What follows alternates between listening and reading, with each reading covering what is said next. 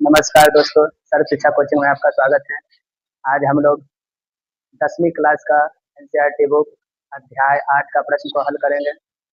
जैसा कि यहाँ दिया गया है प्रश्न, त्रिभुज ए बी सी में जिसका कोण बी समकोण है, ए बी 24 सेंटीमीटर और बी सी 7 सेंटीमीटर दिया हुआ है। निम्नलिखित का मान ज्ञात करना है।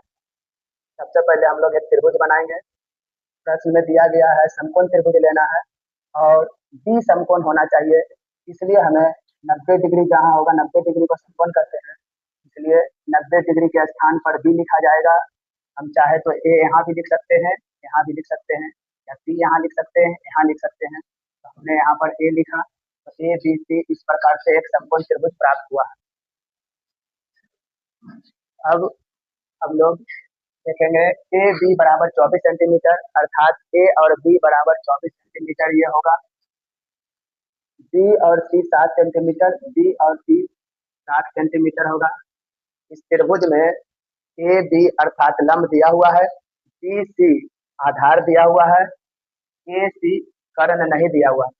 हम लोग जानते हैं कर्ण स्क्वायर बराबर लंब स्क्वायर प्लस आधार स्क्वायर होता है। ये पाइथागोरस समीकरण का सूत्र है।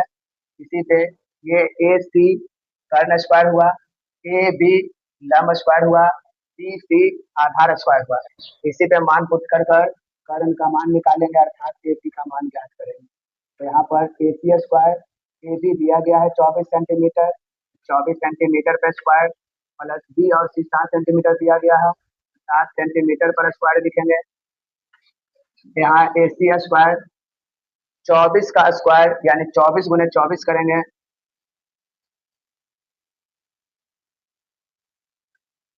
576 होगा। 60 का स्क्वायर करेंगे 50 होगा। दोनों जोड़ में है यानी प्लस में, प्लस प्लस में 625 होगा।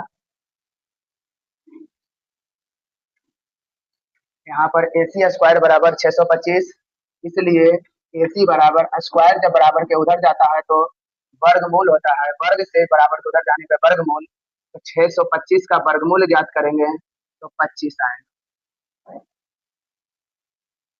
ए सी बराबर 25 सेंटीमीटर, यानी कि यहाँ पर हमारा 25 सेंटीमीटर आ चुका है।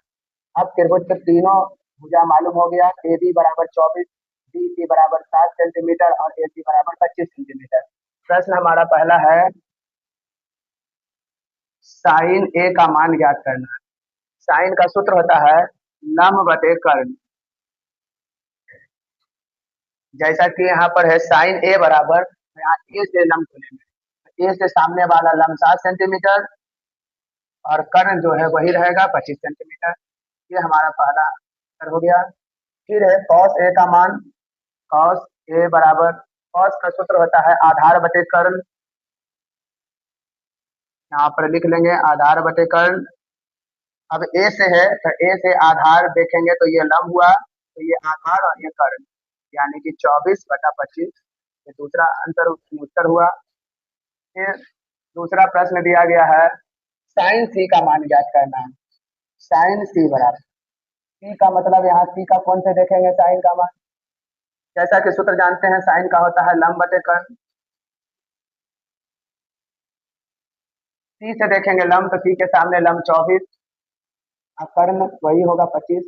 कर्ण कभी नहीं बदलता है, लंब और अति हमेशा बदलता है, कौन पे डिपेंड करता है, ये से देखा जाए तो लंब ये, सी से देखा जाए तो लंब ये। कॉस सी का मान, कॉस सी बराबर लंब बटे आधार बटे